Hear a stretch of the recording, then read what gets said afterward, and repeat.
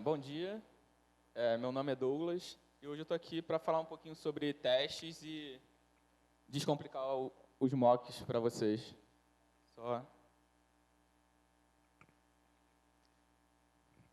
Beleza. Ali estão minhas redes sociais, quem quiser entrar em contato comigo, o meu site. Eu trabalho na CIV, que é uma empresa que está dentro do grupo B2W. E vamos para a palestra, que é mais importante.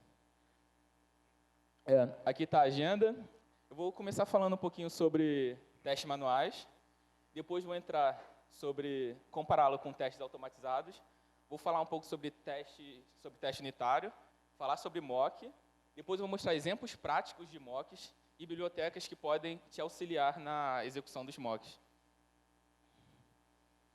Mas antes de tudo, por que eu resolvi falar sobre testes e mocks? Primeiramente, porque eu me ferrei muito para aprender a testar. Lembro lá no início, quando eu comecei a criar minhas primeiras features onde eu tinha que testar, eu não conseguia entender direito por que testar, onde testar. Eu não entendia direito por que eu tinha que fazer aquilo. E, depois de ler bastante artigos, tentar entender o porquê daquilo, eu comecei a dominar, mas eu ainda continuava testando demais. Por exemplo, eu testava CRUDs do Django, onde eu não precisava testar, que o Django já fazia aquilo para mim. Aí, depois de um tempo, comecei a pegar o jeitinho ali nos testes e teve minha primeira teste onde eu tinha uma dependência externa. Então, eu precisava testar aquela minha dependência externa. Aí, eu cheguei no carinha que sabia mais que eu e ele falou, pô, usa mock. Aí, eu fui lá na documentação do mock e tinha bastante conceito sobre o mock, mas não tinha, tipo, como utilizar nos meus testes, como inicializar um mock, coisa do tipo. A documentação não me permitiu eu facilmente utilizar o mock. Mas antes de tudo, por que nós temos que testar? Imagine que eu tenho no meu site um botão onde eu quero mudar o fundo para azul.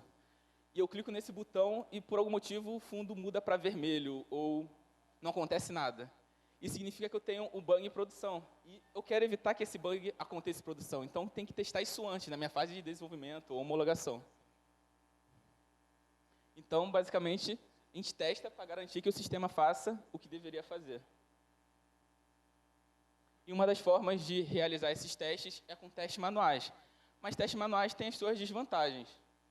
Que testar um sistema inteiro é trabalhoso.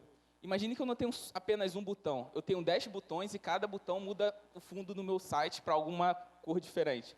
Ou eu tenho vários fluxos diferentes. Eu tenho um botão onde vai para uma outra página, que depois vai para outra página. E se eu fazer isso diversas vezes e encontro o bug no meio do caminho, significa que eu tenho que reportar esse bug para alguém, ou eu mesmo, vou ter que ir lá corrigir, e depois da correção vou ter que fazer tudo de novo.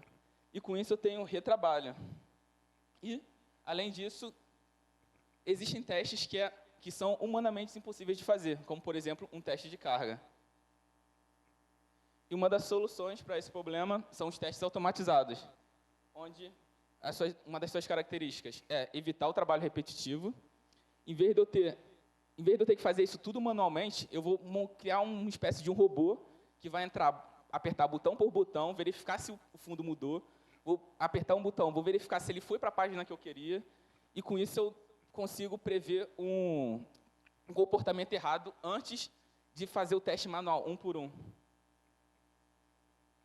E com isso a gente consegue testar um sistema inteiro em segundos. Eu mando o meu robô executar, ele vai passar pela minha suíte de teste toda, e eu consigo verificar uma falha muito mais rápido do que se fosse um humano lá clicando botão por botão. Então, meio que, depois de ter falado das desvantagens, assim dizendo, dos testes manuais e falando bem dos testes automatizados, significa que eu tenho que parar de fazer testes manuais? Na verdade, não. Mas cada caso é um caso. Então, saiba usar com sabedoria. Sempre utilize os dois, mas sempre utilize os testes automatizados, principalmente. E no final, tu faz aqueles testes manuais, onde vai ser muito mais difícil você encontrar algum bug ali.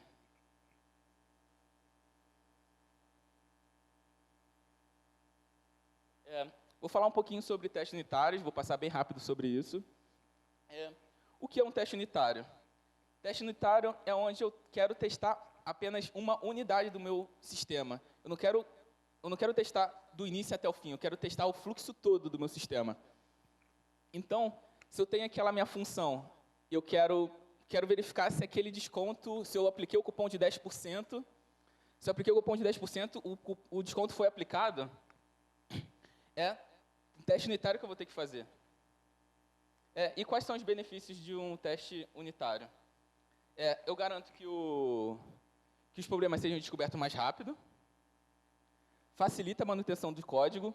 Por exemplo, se eu quero fazer uma refatoração ou incluir uma nova alteração naquela minha função, eu consigo verificar se o comportamento anterior se manteve.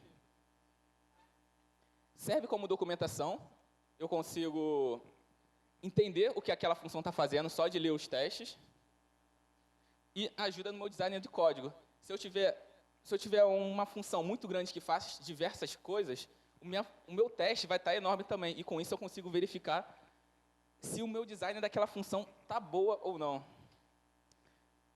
Mas sempre vai ter aquelas pessoas que vão criar desculpas para fazer testes unitários. Como, por exemplo, vai falar que fazer teste demora. Vão dizer também que, cara, eu sei o que eu estou fazendo, eu não preciso criar meus testes. Ou vai chegar aquele teu PO e vai falar, pô, cara, estamos sem tempo, entrega isso e depois faz testes. E a gente sabe que fazer teste depois, muitas vezes, não acaba não rolando. Aí tu olha para a cara dele, aí tu fala para ele o seguinte: desenvolvedor que não faz testes é como um cirurgião que não lava as mãos. E essa frase tem todo sentido. E agora, falei bastante sobre teoria, vamos ver um pouquinho de código para ficar um pouquinho melhor. Aqui a gente tem uma função simples. Qualquer tutorial que você for ver sobre testes, você vai ver uma função somar. E ali eu tenho minha função somar que recebe 2 argumentos e eu retorno a soma deles. Um teste unitário, para esse caso, é simplesmente isso. Eu quero fazer um teste onde eu retorno 4 quando eu passo 2 mais 2. Eu chamo minha soma, passo 2 mais 2 e meu resultado tem que ser 4.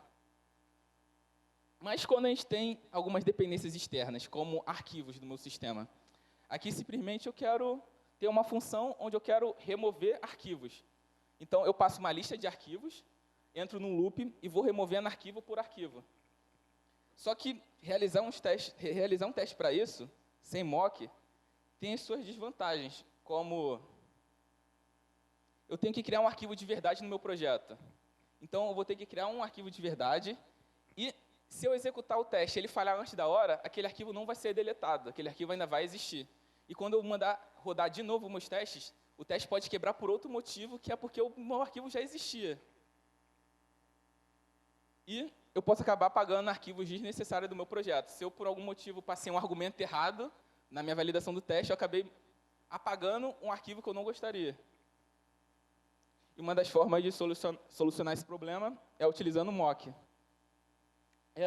Mas o que exatamente o mock faz? O mock simula comportamentos de objetos, isola dependências externas e possibilita acessões. Eu vou mostrar exemplos práticos de cada um desses tópicos aqui a seguir.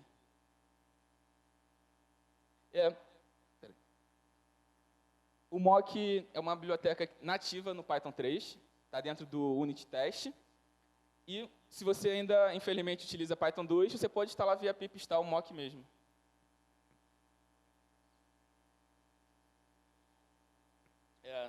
Ali está o nosso exemplo inicial, onde eu tenho minha função de remover arquivos. E um exemplo para realizar esse teste com mock é dessa forma, onde eu tenho uma lista de arquivos, eu passo por um gerenciador de contexto o meu objeto que eu quero mocar, chamo o meu remover arquivos, passa aquela lista que está lá em cima, a minha lista de arquivos que eu quero remover, e faço um assert embaixo para saber quantas vezes aquele mock foi chamado. Mas depois de eu dizer isso tudo, tu fica, como? Como isso aconteceu? Foi o que aconteceu comigo. Eu não sabia como mocar, chegou um cara do meu lado e, faz isso, que vai funcionar, mas parece algo mágico. Não é algo tão simples de se entender inicialmente. Então, para demonstrar um pouco como acontece por baixo dos panos, ali está exatamente cada passo sobre até a inicialização do mock. Onde, na primeira linha onde eu criei a lista do arquivo, quando eu chamo aquele OS remove, ele ainda não é meu objeto mocado, ele ainda continua pertencendo ao Python. Só que quando eu crio coloco dentro desse bloco o if, no meu gerenciador de contexto, o objeto que eu quero mocar, ele está dentro da biblioteca OS e eu quero mocar a função remove que está dentro dela. E eu passo como argumento qualquer variável que tiver ali. Mas é sempre bom estar um nome mais parecido com o que o mock está fazendo, que seria remover arquivos. E embaixo, quando eu chamo de verdade o remover files e passo aquela lista de arquivos, lá dentro já não é mais o OS, já não é mais a função Python em si. Já é o meu mock por baixo dos panos. Então, eu nunca vou chamar a função Python. Eu vou estar chamando o meu mock. E ali embaixo é uma das acessões que existem no mock, onde eu consigo ver quantas vezes o os.remove foi chamado. E como eu passei uma lista com 3 arquivos, ele tem que ser chamado 3 vezes. Existem várias formas de inicializar um mock, em termos de sintaxe. Essa forma que eu mostrei para vocês é via gerenciador de contexto, onde eu passo um if, faço o objeto que eu quero mocar e coloco ele numa variável. Uma outra forma de realizar o mesmo mock é passando via decorator. É praticamente a mesma coisa, mas eu passo como um argumento de função onde eu quero armazenar todas as modificações daquele mock. Outra forma de se fazer também é como um decorator de classe. Se todos aqueles testes que estão dentro da minha classe precisam desse mock, eu posso passar ele como decorator de classe, mas cada teste que tem dentro dele vai continuar precisando do argumento. E eu, honestamente, prefiro essa solução, quando todos os meus testes daquela classe precisam do mock, eu prefiro utilizar o Serap e o Teardown.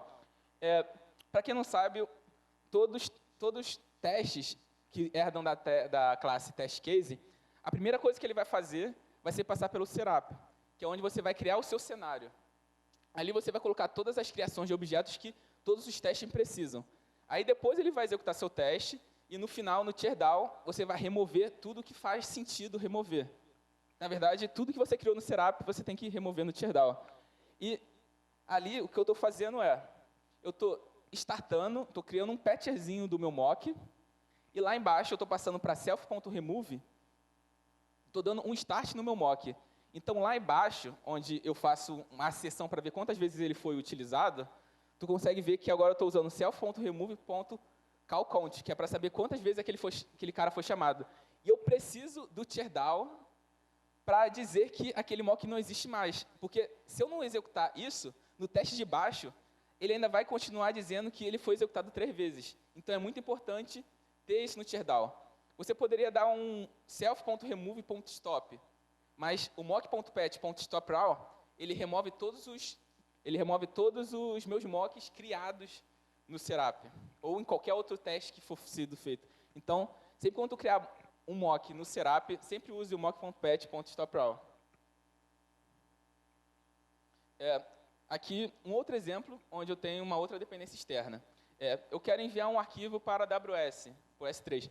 Para quem não sabe, o S3 é um lugarzinho lá na AWS onde eu posso colocar meus arquivos estáticos.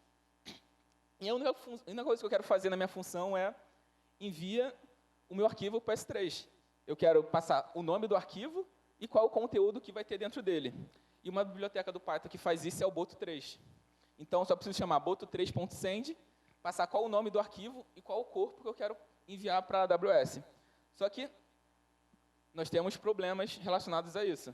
Porque eu preciso de acesso à internet, eu preciso estar me conectado à internet para mandar um arquivo de verdade para o S3. Eu preciso de uma configuração válida com a AWS. Se eu quero jogar um arquivo na AWS, eu preciso ter usuário e senha. Eu preciso ter autenticação. Então, eu não quero colocar um usuário e senha nos meus testes só para saber se o arquivo foi feito upload lá. E eu vou estar enviando arquivo de verdade para a AWS. Eu só estou testando, eu não quero saber se o arquivo foi enviado lá. Eu quero saber só se o Boto3 fez o que ele deveria fazer. Por baixo dos panos, o Boto já tem um teste dele, deveria ter o teste dele, que já valida isso. Então, você não precisa testar o Boto3, você precisa testar se a tua função chamou o Boto3. E aqui está um dos casos, tá um cenário de como fazer isso. onde eu passo por gerenciador de contexto mesmo, eu passo mock.pet, passo o caminho relativo, da onde está o boto3, da onde eu quero mocar, e lá embaixo eu chamo enviar conteúdo para a AWS, passo o nome do arquivo, passo o conteúdo que vai ter dentro dele, e embaixo eu só valido se um send foi chamado. Lembra que tinha um boto3.send? Eu moquei só o boto3. E a relação desse boto3 foi passada para dentro desse mocked. Então, eu preciso saber se o mocked.send foi chamado alguma vez. Mas vocês podem perceber que, no primeiro caso, eu estava usando mock.pet.object, e aqui eu estou usando apenas mock.pet. Mas, basicamente, quais são as diferenças entre eles? Não tem tanta diferença assim.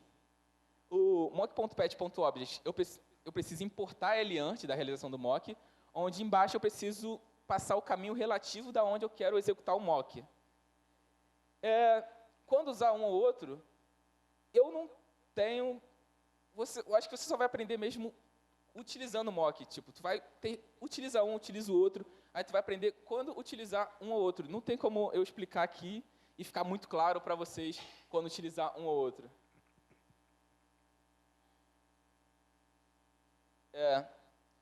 Agora, um outro cenário onde eu me conecto no Redis e eu quero... O Redis é um banco de dados no SQL de chave e valor. Então, eu consigo acessar pedir uma chave e ver o valor que tem dentro daquela informação. Então, o que eu faço peço ao Redis se aquele valor que está lá dentro é positivo ou não. Eu passo uma chave para ele, essa chave ABC, o valor dele vamos lá. No redis.get, ele vai me trazer um inteiro. Ele vai me trazer 4, ou vai me trazer -1, ou -2. Eu quero só validar se aquele valor é positivo ou não. Então, eu não quero me conectar... Vamos lá. O nosso alvo é o redis.get.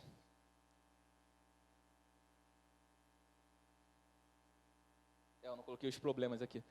Eu não quero me conectar com um Redis de verdade.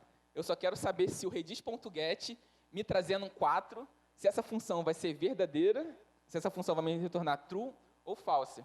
Então, eu não quero me conectar no Redis. E como fazer isso? Por mock. Mas lembra que os nossos dois primeiros testes, eu não retornava nenhum valor. Eu só queria saber se ele foi chamado ou não. Mas nesse teste, o redis.get, ele vai me trazer um valor de verdade. Eu preciso que ele me traga um valor para saber se aquele valor é positivo ou não. E uma das formas de se fazer isso é passando return value. Então, nesse meu primeiro cenário, nesse meu primeiro caso de teste, quando eu executar redis.get, ele vai me trazer 4. E com isso, eu sei que eu conheço minha função e sei que aqui, nesse if, se esse redis.get e passo a chave, o valor dele é 4, 4 é maior ou igual a 1? Então ele vai cair nesse return true. Se for qualquer outra coisa negativa, ele vai me retornar falso, negativo ou 0. Então, no teste de baixo, a gente está fazendo basicamente a mesma coisa, mas eu estou retornando -4. E com isso, lá embaixo, vocês conseguem ver que tem um self.assertTrue, e o resultado daquela minha função, embaixo, eu estou fazendo um assert false. Esse self.assert é do próprio unit test.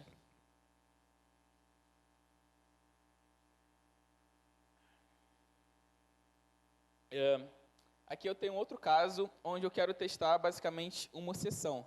Não é a função que eu quero testar que vai abrir essa exceção. Eu chamei esse ver-evento e quem vai abrir a exceção é o ver-evento. Então, se o ver-evento me retornar uma exceção, explodir uma exceção lá no ver-evento, o retorno dele vai ser se o usuário não tem permissão. Mas vamos dizer que eu passo o usuário para me autenticar. Se ele tiver autenticado, eu consigo ver qual é a data da próxima Python Brasil. E se não tiver autenticado, ele vai me trazer uma exceção. Então, eu tenho 2 casos de testes. O primeiro, para saber a data que ele vai me retornar. E o segundo é caso eu não tenha permissão para aquilo. O nosso alvo é ver evento. E uma das formas de realizar esse teste é com side effect. Side effect é bem parecido com o return value, só que o return value não nos permite retornar funções. ele permite retornar meio que umas classes, objetos. Eu não consigo retornar uma outra função com o return value. Então, como eu quero retornar uma exceção ali dentro, eu uso o side effect, falo qual é a exceção que eu quero levantar, e lá embaixo eu consigo ver se o usuário tem permissão ou não. Então, vocês podem verificar aí que tem um side effect passando o sem permissão, que é o que chamei o ver evento, e toda vez que eu chamar o ver evento, ele vai me retornar sem permissão. E é isso. E a gente sabe que, naquele nosso caso aqui atrás, se esse ver evento, eu chamar o ver evento, abrir uma exceção, ele vai cair nesse return se o usuário não tem permissão. Caso retorne um outro valor qualquer, onde eu coloquei aqui um return value, já que eu não estou retornando uma função ou uma classe, eu passo só return value true e sei que a Python Brasil é do dia 6 até o dia 11 de outubro.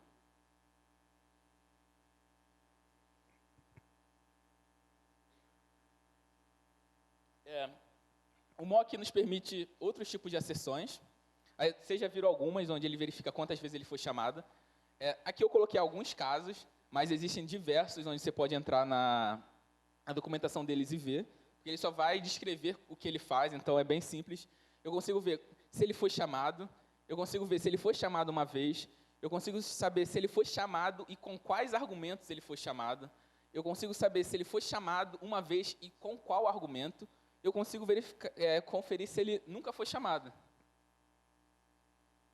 E, além de acessões, ele me ajuda com outros objetos que ajudam na hora do teste. Eu quero saber quantas vezes ele foi chamado, ou com quais argumentos ele foi chamado, ou quantas vezes ele foi chamado e quais foram os argumentos em cada chamada dessa. Agora eu vou entrar no caso de um pouquinho diferente. Aqui nesse caso eu quero saudar o usuário. Dependendo do horário que ele entrar no meu site, eu quero retornar para ele bom dia, boa tarde ou boa noite. Então, eu pego a minha hora atual, verifico em qual desses ifs ele entra, e dependendo do meu horário, vai ser a mensagem que eu vou retornar para ele. Só que nós temos problemas nisso, onde a lógica é feita totalmente na hora atual. Imagine que eu executo esse teste de manhã. Então, o meu teste de boa tarde, boa noite, ele não vai retornar boa tarde, boa noite. Ele vai retornar de manhã, porque o date-time-now ele retorna na hora atual. E uma das bibliotecas que te ajudam bastante nisso é o FreezeGun. O que o FreezeGun faz? O FreezeGun, ele para a hora para você. Sempre que você colocar date-time.now, ele vai falar que ele vai esquecer que a hora atual é agora e vai falar, vou usar o que eu coloquei naquele decorator. Então, se eu coloquei o freeze time 2016, 1º de janeiro de 2016, à meia-noite, toda hora que eu executar .now, vai ser esse horário. Então, eu consigo chamar a saudação, que é a mensagem de saudação para o usuário, e consigo verificar se ele vai retornar bom dia mesmo, ou boa tarde, ou boa noite. Mais sobre a biblioteca FreezeGun, vocês conseguem acessar pela própria página do GitHub. É bem simples o que o FreezeGun faz, a documentação é bem simples também. Então, se tiver alguma dúvida, o principal dele é parar a hora.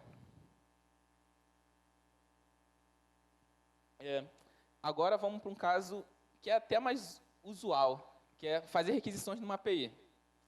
Nesse código aqui eu quero acessar a API do GitHub e pegar informações de um determinado usuário, onde eu faço response.get, passo qual é a URL, qual é o endpoint que eu quero acessar.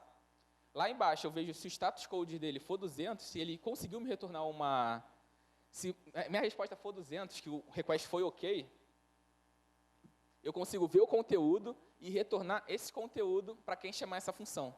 Mas caso for qualquer outro status code que não for 200, ele vai considerar que o usuário não existe.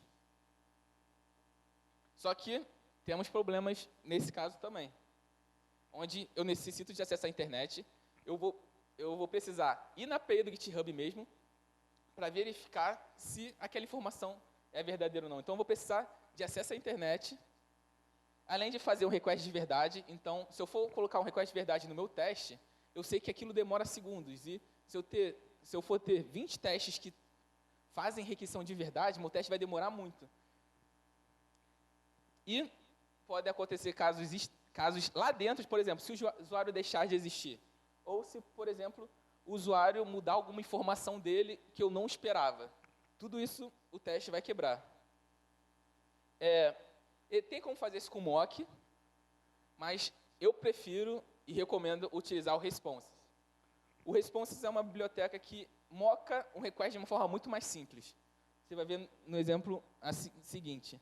A única coisa que eu preciso fazer é passar o decorator, responses.activate, e ali eu consigo passar o responses.add, eu digo qual é o protocolo que eu quero mocar, então posso dizer que eu quero fazer isso só para get, digo qual o endpoint que eu quero acessar, que eu não vou acessar de verdade, eu digo qual é o retorno dele, eu posso usar JSON, já que o retorno é JSON, posso usar body quando for um conteúdo HTML, e digo qual é o status, e qual é o status que ele vai me retornar. Então, toda vez que eu acessar aquele endpoint que está... Toda vez que eu acessar esse endpoint, ele não vai na API do GitHub de verdade. O response vai fazer todo o trabalho para você.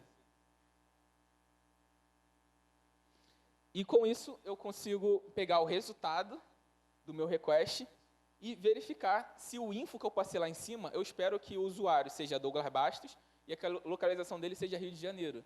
Então, se algum dia a localização mudar para São Paulo, Belo Horizonte, meu teste não vai quebrar, porque eu sei que o retorno sempre vai ser aquilo.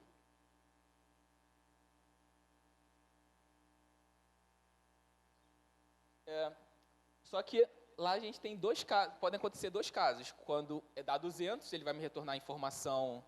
Quando for 200, ele vai me retornar a informação, o JSON que eu quero acessar. E quando for qualquer outra coisa fora de 200, ele vai dizer o usuário não existe.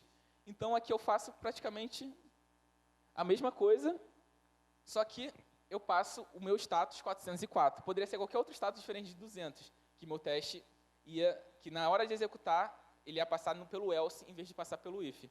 E ali eu consigo fazer um assert equal e verifico se o resultado daquela minha função retornou usuário não existe.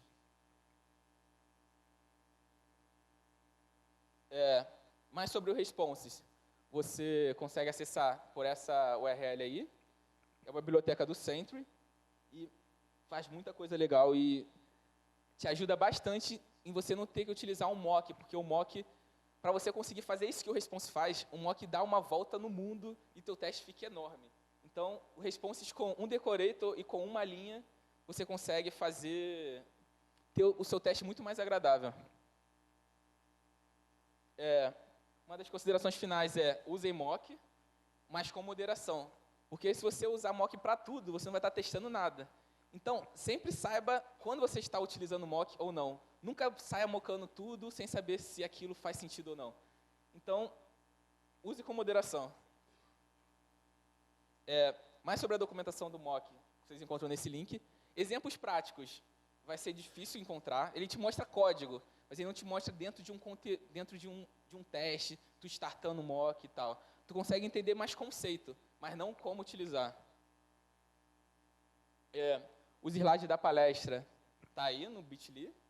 O código está no meu GitHub, então eu recomendo, se vocês quiserem, né, no caso, forca o meu projeto ou só baixa ele na tua máquina, manda executar e fica mudando um por um. Coloca um em PDB ou um debug ali, para ver exatamente onde o mock é realizado ou não.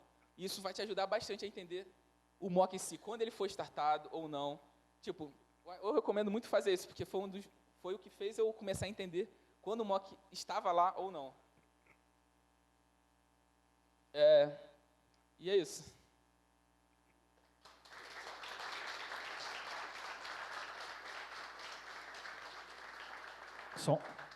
Bom, pessoal, dúvidas? Isso, vamos aqui no Regis, que já estava com a mão levantada. Parabéns pela palestra. Valeu. E eu tenho duas perguntas para te fazer. Uma você respondeu mais ou menos, que é o seguinte: como que o TDD, né, mock, Sim. etc., ele agrega valor ao produto?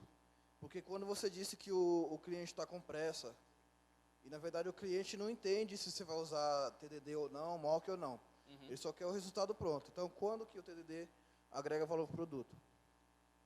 Eu acho que sempre, porque eu já, no início, quando eu começava a usar testes, eu não conseguia entender também por que ficava mais demorado. O desenvolvimento acaba ficando mais demorado. Mas depois que eu comecei a desenvolver com o TDD e verificar que um caso que eu não pensava, na hora que eu executei o teste, um caso que eu não pensava aconteceu. Caramba, que bom que eu estou fazendo TDD, porque o cliente ia reclamar de qualquer forma. Ele ia reclamar da demora ou ia reclamar do bug em produção. Então, eu acho que sempre o TDD vale a pena. E a segunda pergunta, só para fechar, quando você colocou num exemplo ali, você colocou um try except, e aí você disse qual que era o nome da exceção. Aí você mostrou o exemplo mexendo com Django, por exemplo. Como que eu vou saber qual é a exceção que ela vai ocorrer? Às vezes a gente não sabe, entendeu? Tipo, como prever a exceção? Como prever a exceção? É difícil. Eu acho que rodando teste. Mas, normalmente, o que pode acontecer? Às vezes, a gente não consegue prever todos os cenários de testes. Às vezes, vai passar para a mão de uma pessoa de qualidade e ela vai identificar aquele bug antes de chegar em produção ou até em produção. Então, quando ela te mostra o cenário, ela, aconteceu esse erro aqui. Aí tu vai investigar por que aconteceu esse erro. Quando você investiga, tu fala, abriu essa exceção que eu não imaginava que ia abrir. E aí que quando você utiliza esse side effect, ou você pode fazer um assert para ver se aquela exceção foi levantada.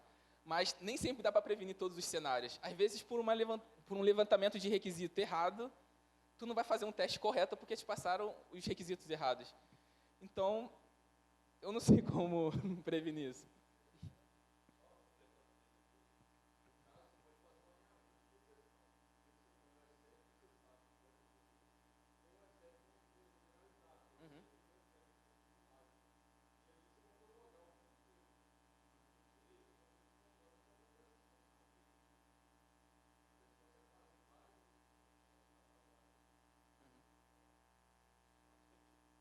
Hola. Hola. Si hablo español despacito, ¿me entiende? No. Más o menos. ¿Inglés? English? Não. No. Mas Ok. El módulo responses, ¿cómo guarda las respuestas? ¿En un archivo? não sei. No sabes. Não sei. Para mim, o response ainda é um pouco mágico. Ok. Porque Mockpatch? Porque uno de los problemas que tenemos en nuestro trabajo es cómo compartir los mocks entre todos los desarrolladores cuando trabajamos con APIs externas, ¿sí? Porque si no, cada desarrollador debe correr al menos una vez todos los tests para tener las respuestas reales de las APIs.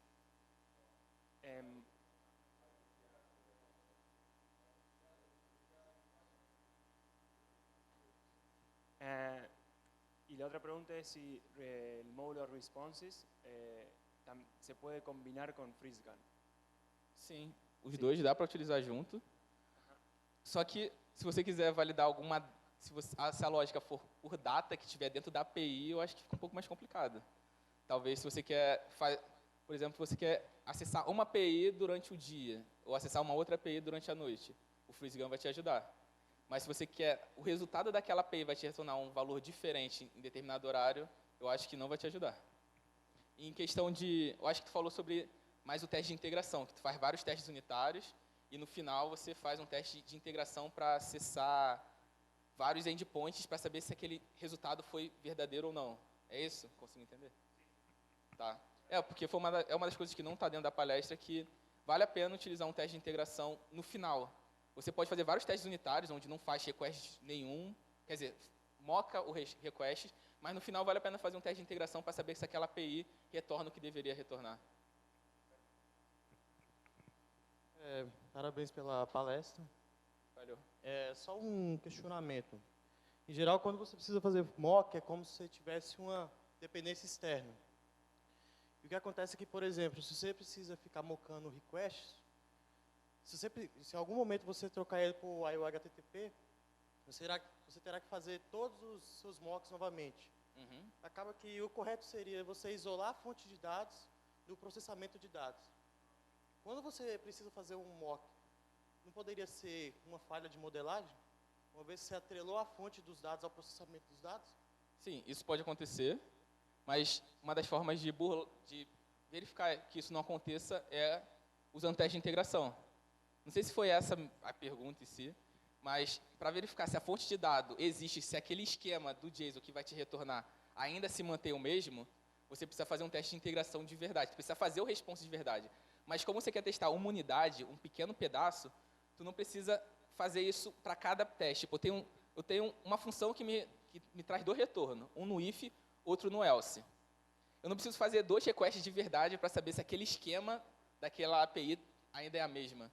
É exatamente esse ponto que eu queria chegar. Quando você fez um mock do request, você já não está fazendo mais um teste unitário. Você está fazendo um teste de integração. Porque você depende do request. Na minha opinião, eu acho que seria. Eu acho que não. A partir do momento que você atrelou todo o seu teste a uma biblioteca externa, você criou uma dependência, um vínculo forte com ela. Sim. E aí, como eu disse, se você precisar trocar para o HTTP, você vai ter que migrar todos os seus testes.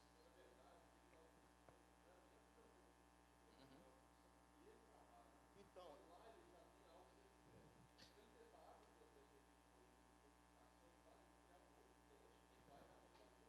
exatamente isso.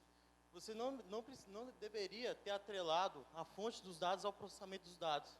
Você deveria ter feito a requisição lá para o GitHub em um momento e simplesmente passado os dados daquela requisição como argumento para a função que de fato processa os dados. Porque se essa fonte dos dados vier do GitHub, do S3, no Kinesis, você não atrelou o processamento do seu dado à fonte dos dados. Era só nesse ponto mesmo que eu queria chegar. Eu não preciso mocar, porque se minha função é pura, sim.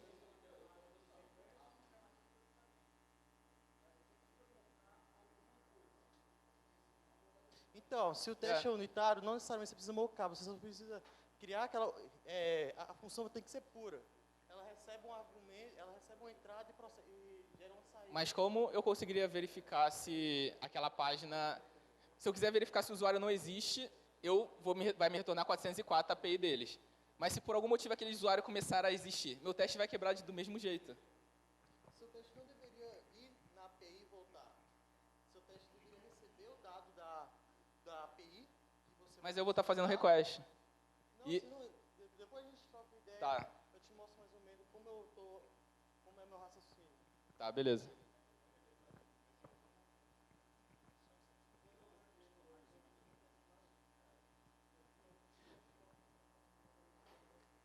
Eu acho que isso aqui é relevante. Você já trabalhou com o módulo VCR, que ele faz mais ou menos o que ele estava perguntando, por isso que eu estava chamando a atenção naquela hora. VCR, não. VCR, no caso. VCR é o que o responses, ele tem a mesma ideia do responses. Mais ou menos, o conceito é o seguinte, e até tem a ver com o que ele está falando um pouco. Ele faz o request real, a primeira vez que você roda o teste, e ele gera, se bem me lembro, um YAML, como se fosse a resposta serializada. E todas as próximas vezes que ele fizer, ele usa aquilo lá que já está serializado.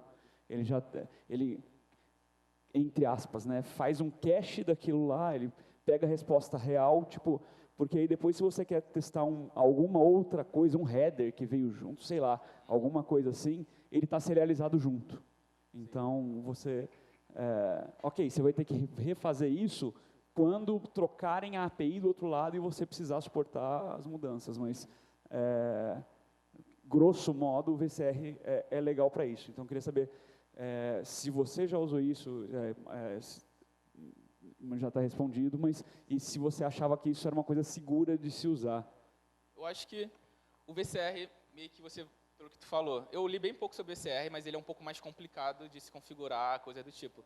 Enquanto o responses, você coloca um decorator e diz qual URL que você quer mocar e o retorno dele. Então, com 2 linhas, você consegue utilizar o responses, coisas que eu acho que com VCR é um pouco mais complicado. Na verdade, o setup inicial dele, pensando em projeto, não pensando em teste unitário, o setup geral é um pouco mais complicado, mas uma vez que você faz um setup, ele moca todas as requisições externas, e ele entende o requests, ele entende o URL-lib, então não importa por onde você faça a requisição, ele vai pegar de lá, entendeu? Se ele vê que a requisição é externa, ele vai pegar de lá. Isso que eu achei interessante. Isso é interessante. Então, se qualquer request que ele for fazer, ele nunca vai, mesmo se eu não tiver mocado aquilo, mesmo se não estiver na minha configuração do YAML. Você precisa fazer, a única coisa que você precisa fazer naquele teste é você ativar se bem me lembro, é você ativar o VCR, você colocar um decorator que lá dentro está ativado o VCR. E aí, a primeira vez que você roda ele cacheia, da próxima vez ele pega do que ele gravou em disco. Sim. Eu, quando estava procurando uma solução para mocar request, que não precisava usar um mock e mudar os objetos lá na mão, que demorava muito, eu vi esse VCR e vi o responses. Eu fui na documentação na forma mais fácil de se fazer, que foi o responses. Aí o VCR eu sei bem pouco. O responses eu uso já e o VCR caiu no meu colo. Eu falei, será que eu uso, será que eu não uso? Eu ainda estou nessa. Mas o requests eu vou dar uma estudada mais a fundo sobre o VCR. Alguém mais? Assunto está rendendo, galera. A Agora mock é horário de sempre- almoço, então quem quiser, fica à vontade. Não, a gente continua aqui. Na verdade, eu tenho uma dúvida em relação ao mock, que eu nunca mexi com mock. E aí, pelo que eu vi, você meio que o mock ele vai sobrescrever aquela, não sobrescrever, mas ele vai mascarar aquela função, Sim. né? E aí, a assinatura, ela mantém, ou se você, no caso, passar 2 parâmetros, 3 parâmetros a mais, ele vai estourar uma exceção, ou ele vai aceitar e aquilo vai passar batido, assim? Tem uma função, que eu não lembro de cabeça, que você consegue definir quantos argumentos vai ter naquela função. Então, se você passar qualquer coisa diferente, tipo, se tua função tem três argumentos obrigatórios e tu passou 2, mesmo tu startando o mock, ele vai falar que falhou. Mas dessa forma que eu mostrei para vocês, independe de quantos argumentos foi chamado, quantos argumentos estão naquela função. Mas tem um parâmetro quando você vai startar o mock que te ajuda nisso. Só que eu não lembro de cabeça. Eu posso procurar aqui e depois te passar. Beleza, obrigado. Falou. Alguém mais? Então, acho que, por enquanto, a gente fecha a reunião e agora é horário de almoço, às 14h, estamos de volta, galera. Quem quiser bater um papo aí, só falar.